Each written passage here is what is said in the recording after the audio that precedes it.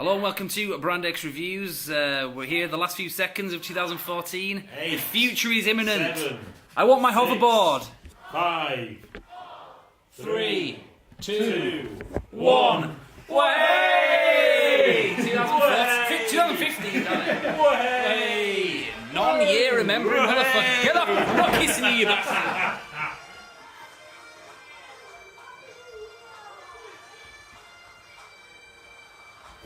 Nice one, right? Anyway, as promised, is the Back to the Future 2 game review. It's 2015, and I always keep my word. We want our hoverboards back, bitches. They're not real, and you're not having Jaws 19 either. Damn it!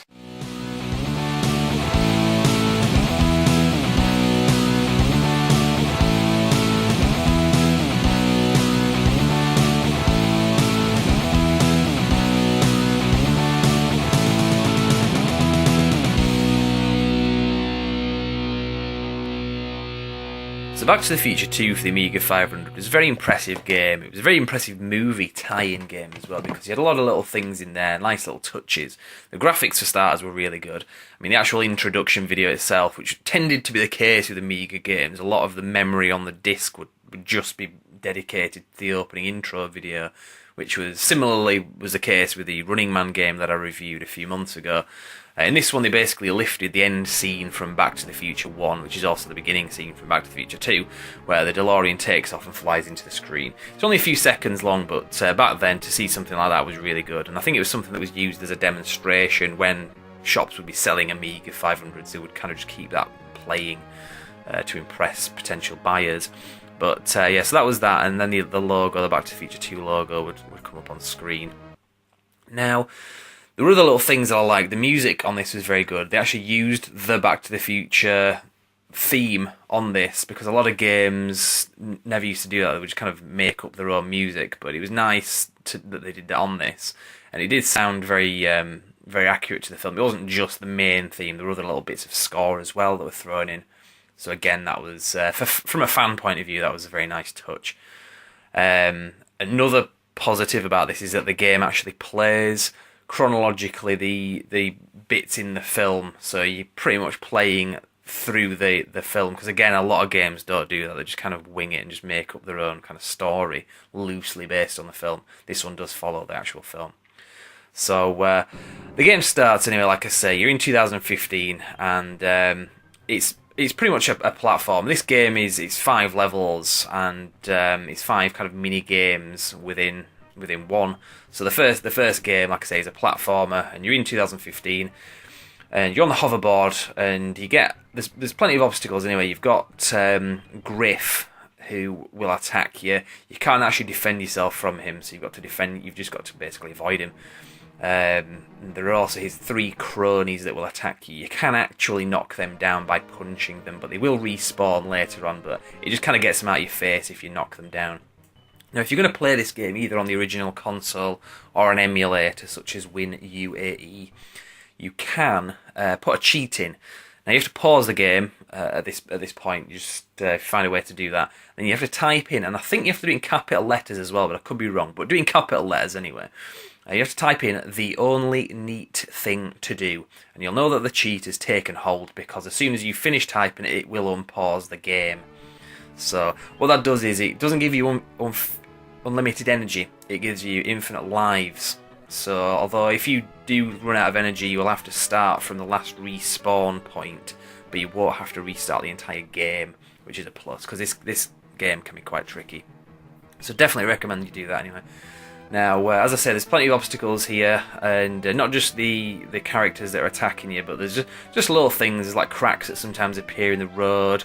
There's other cars. There's one car, I think if you see a taxi and it's going the same direction as you, you can kind of grapple onto the back of it, but it won't take you very far. So it's barely worth doing. Sometimes it can be handy if you're trying to get away from bad guys, you're being a bit overwhelmed, but I wouldn't really recommend it, because sometimes you can actually mess it up and end up crashing into the car and lose a life.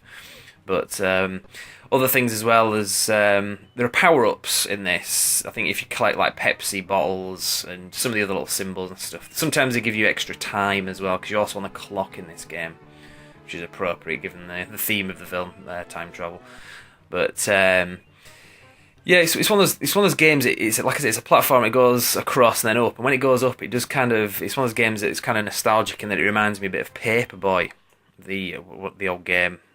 You kind of see where I'm coming from. All you have to do is look at the thing. But there's plenty of other landmarks in the background as well as taken from the game. You will see certain buildings such as the cinema that says Jaws 19. This time it's really, really personal.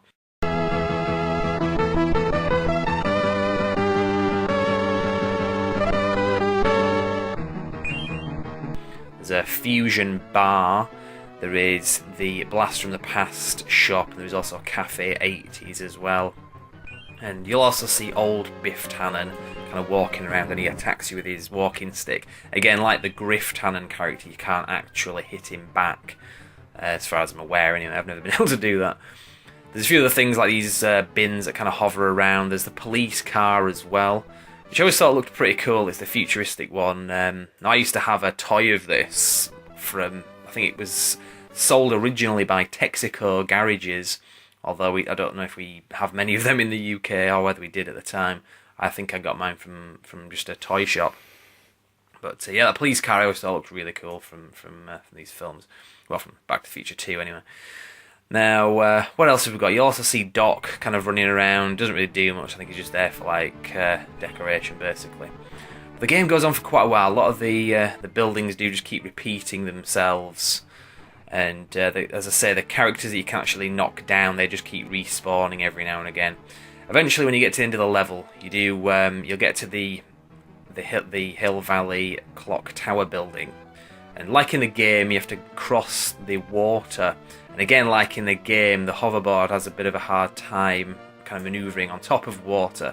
In this, if you have to keep moving, basically, if you stop and just try and be stationary above the water, you'll drop into the water and you'll have to kind of respawn again. So keep moving, which isn't easy to do when you're being attacked, but it can be done. So once you get across to the other side, you've got to jump over onto the land. Once you do that, you've done it.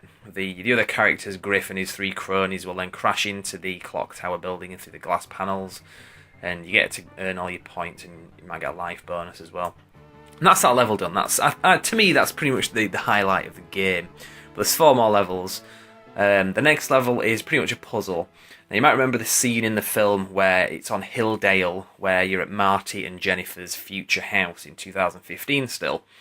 And Jennifer is stuck in the house. She's got to get out, but she's not allowed to bump into anybody else, particularly her future self. But if you bump into anybody in this game, you've failed. So what you've got to do is you've got to move from room to room, and you've got to go into rooms that are empty, pretty much. Now, the way it works is you've got a number of doors, and you select. You can open 2 doors at any one time, and you kind of move the cursor around, and various doors will kind of start flashing, and that means that's an indication. And if you want to select, you just select it, and those 2 doors will open. So it's like a puzzle. You've got to basically get to the front door, which is at the bottom in the middle, without bumping into anybody else. It can be done, it's fairly easy, but you do need to kind of spend a bit of time and just kind of think how you're going to do it. It's a bit like a board game, basically. So that's that level anyway. Not too exciting. Now, the characters that are in this, you can't really identify which ones are which, but there's one that I never knew whether it was supposed to be the Marty Jr., with his virtual reality or TV, whatever it is, helmet thing on that he wears in the film. I never knew whether that was supposed to be him or whether that was supposed to be George McFly upside down, like with his feet in the air, because you do get to see that in the film because he's been on a golfing accident or something like that. But I don't know, what do you think? I don't know which one it's supposed to be. So as I say, you get through that level and that's pretty much it. The next stage is very difficult, even with a cheat on. It's now back in 1985, but it's the alternate 1985, and it's pretty run down. Although you can see all the houses and stuff just like in the film. It's all kind of grey and black. There's the Lion Estates monument as well, which is all kind of damaged and destroyed. So it's another touch that kind of reminds you that you are in that film. You'll see various things that you can pick up. You can use weapons like rocks and stuff. But I think it's trash can lids, but you can throw them at people. They don't seem to do much damage. There's the Strickland character outside his house with a shotgun, and it does look very similar to the house. Looks very similar to the one in the film. There's a lot of burnt out cars and stuff like that. There's Biff Tannen's Pleasure Paradise Casino, and I think once you get to that point, you just go a bit further on, and the DeLorean turns up and just picks you up, and that's the end of the level. So it's a very difficult one to do. Like I said, that's probably not the hardest level I find on this, even with the cheat on. So the next level is another puzzle. It's basically one of those block puzzle things where you've got to get all the pieces and kind of slide them around and make a complete picture. But you're on the clock as well, you've got to do it in a certain amount of time. It's not too difficult, it can be done, but nothing much else to say about this. But I think that one indicates that you're now in 1955. I don't remember there being a scene in the film where he's got to to make a puzzle, but I think that's just kind of their way of saying right now it's now set in 1955 because it's the Enchantment Under the Sea dance picture.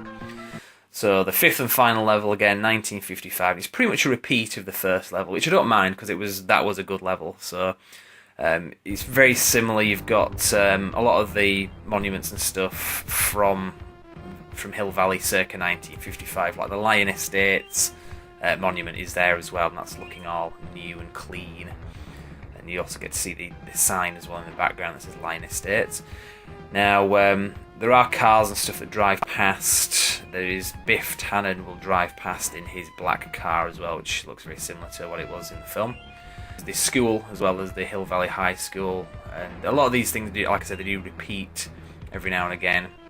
And the game kind of snakes round. It goes up and sideways and forwards and backwards. And there's also police officers as well walking around, and other characters and traffic cones and power-ups, stuff like that. People doing like roadworks. But eventually the game just kind of come to its end where you find you go into a tunnel like in the film and you're being chased by Biff in his car. And again, like in the film, you get part of the way into the tunnel, then you have to kind of turn around and go back on yourself. And when you get to the opening of the tunnel, Doc turns up in the DeLorean, which is hovering, and there's the bunting banner thing that kind of hangs down. You grab hold of that, and Biff kind of flies into the manure truck, just like in the film. So a very satisfying ending and very impressive that they followed the events of the film. So that's pretty much the game anyway. Now it does come up with a thing at the end saying to be concluded in Back to the Future Part 3, which there was an Amiga 500 game for that as well, and it was very difficult in some places. I might do a review of that in the future, but we shall see. So there you have it, guys. That is the Back to the Future 2 game for the Amiga 500, and I still actually have the box for this one, so you can have a quick look at it there. There's nothing much to it. A lot of the writing on it is in kind of foreign languages and stuff, but it was put out by ImageWorks. It wasn't one of those crappy LJN movie tie-in games that tended to be the thing that came out back in the day. This was quite an impressive one, and one of my favourites, to be honest. Now, as I said, there was Back to the Future Part 3, the game, as well, for the same platform, Amiga 500. And it was pretty much the same version that was available on other platforms. I may do a review of that at some stage anyway in the near future, but for now, I thought I'd do this one because obviously it's New Year's Day, it's 2015, so just thought I'd wish you guys a Happy New Year and all the best for 2015. Now, I did actually watch the film Back to the Future 2 today just because I'm kind of sad and, planned it and that kind of thing because it's obviously appropriate for what day it is. But although technically the film isn't set until October 21st, but still, it's 2015. Who cares what date it is? I mean, maybe we'll revisit it again in October, I don't know, but I don't see any need. But looking at the film from a point of view, because to me, the future was always kind of represented by 2015 just because popular culture, its influence on me as kind of a pop culture addict, I guess you'd say. 2015 to me just represented the future. So it's kind of weird like being there now, watching the film and seeing it. And my kind of opinion on it, watching this now, is that it doesn't really feel like they were that far off, to be honest, with a lot of the predictions that they made. I mean, you can definitely tell. I know specifically because they've even said this, the filmmakers, that a lot of the stuff that they threw in there wasn't any kind of legitimate, like, we think this is what it's going to be like. They were doing it for fantasy, obviously. Things like flying cars and stuff like that was kind of really going a bit kind of too far with it, but it was done because it's more fun. You can make a more fun film with stuff like that. And to think that we would someday be in flying cars and stuff like that, it's the kind of thing that we would dream, that we would want, because things like flying, it's one of those kind of things people would want to do. It's like it's a favourite superhero power. It's, you know, one of those kind of things like hoverboards, flying cars. It would just be cool by its very nature. So that's why they kind of threw things like that in. But that said, they did put a lot of stuff in as well that was really based on actual predictions, sensible predictions, and a lot of it has come very true. I mean, things that you see in the film, like thumb scanning, generally in technology, things like to get into your house, to be identified by the police, that kind of thing. Whether it's a good or a bad thing, that's a whole other debate. I mean, I've got kind of reservations about that, but yeah, that's something that's definitely kind of getting there, you know, and being used more often than not.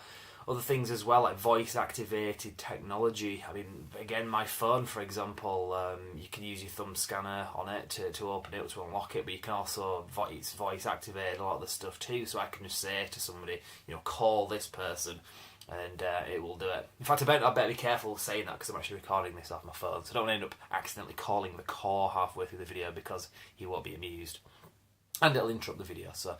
But other stuff as well, there were a lot of other predictions in the film. Just technology-wise, there were things... You did actually see things like tablets as well, computer tablets. There's a bit where a guy is going around trying to collect money for the clock tower, to, you know, all that stuff. And he's clearly got a tablet, and he actually refers to, like, thumb $100, will you? As in, like, you know, money transfer via your thumbprint. Which, you know, again, there's kind of ways of doing that, you know, on like apps and stuff like that. But what else is there really? There's a few things that I'm kind of saying that they overestimated a lot of things, like stuff that didn't come true because it was far-fetched. But to be fair, looking at it, there's a lot of stuff in there that they underestimated. And I'm talking about things that they thought would be long gone by 2015, but they're not. They're actually still around. If you look, there's this shop, the Blaster from the Past shop, as you saw in the game as well, where there's a few antiques. And granted, these are old items, but things like they talk about dust jackets, dust covers on books. They're still around. They kind of make out like that's a thing from the past. They refer to the Black & Decker Dust Busters as a quaint little piece from the 1980s. You can still get them. You can get them very easily in like most decent hardware shops, places like B&Q or wherever. They still do them. It's Black & Decker ones. They're actually quite good, quite handy to have. Things like Perrier as well. If you look in the window, they're selling Perrier bottles, albeit these like old bottles. I don't know why anyone would collect them, but the kind of, that's as if like that was an 80s thing. It's like, well, again, bottled water is still a big thing that people still buy in it, just like they were back then. There's other things, a few little jokey things as well that I thought were quite good, because in the window you see an old antique Roger Rabbit like teddy bear thing, and it looks all kind of ratty and like old, which was funny at the time because that film had just come out the year before, and Roger Rabbit merchandise was quite big back then. It was actually done by the same film director, Robert Zemeckis, that made Back to the Future, or the trilogy. And so that was kind of a joke, but again, that is very realistic. I can imagine going into a shop and seeing a ratty old Roger Rabbit like stuffed toy. But just the general theme of the film, just nowadays, watching the future stuff, doesn't look that far off. If I was to walk into a place like that, maybe some of the colours are a bit too kind of vibrant and stuff like that, and the cars look a bit kind of spaceship-like, but if you kind of take that away, a lot of the other stuff that's in there does feel fairly, like I say, contemporary nowadays, as it's 2015.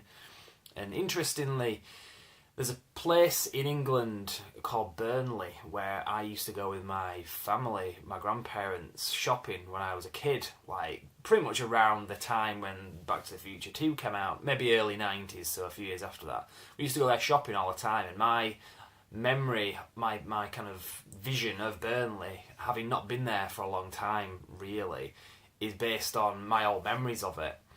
And funnily enough, I did actually go back to Burnley last year for the first time in a lot of years, and I was thinking like, whoa, this looks like really like futuristic compared to what I remember. I mean, it's not futuristic, it's just that my memory of it is based on like the 90s, and to go there and to see like shops where they've got like Wi-Fi and stuff like that, which is like normal nowadays, I'm like thinking like, whoa, this place is like progressed. But so that was kind of weird, and a lot of places in Burnley do kind of remind me of the sort of the town in Hill Valley, the kind of centre bit. there's like a shopping centre bit, and it's kind of like a square, like the shopping square in Hill Valley. So it was kind of weird. And when I went there, they were actually selling stuff like film merchandise in the market on like a stall where they sell like old film merchandise. And it was kind of weird to see that, because like back the last time I went there, that stuff would have been new, and it's now antiques. So I felt kind of like I was in Back to the Future 2 for a moment there. But that was that's just from a fan point of view, something I kind of thought I'd share. But again, there's not much else I can really talk about. The whole future stuff. There's a lot of other things that kind of goes a bit ridiculous at some points, like the weather modification, which probably does exist, but it's not openly out there. It's not something that they just do and announce. But Project Harp and all that kind of stuff, I'm aware of that, but they don't. It's not something that's on the news. Like, we're going to modify the weather today and all that stuff. That was something that was kind of far fetched for this as well. But other things as well, technology, things like Skype, that's another thing. That's very common. And back then, to see it like on a big screen and like a phone, but you get to see the other person, that was kind of like, whoa, that'd be really cool. Well, I can do that on my mobile phone now. In fact, I'm using my phone, like I said, to record this. And in fact, I'm getting a message in here from my boss. What the hell? From Josh. Here we go. You're fired. What? What? No! No!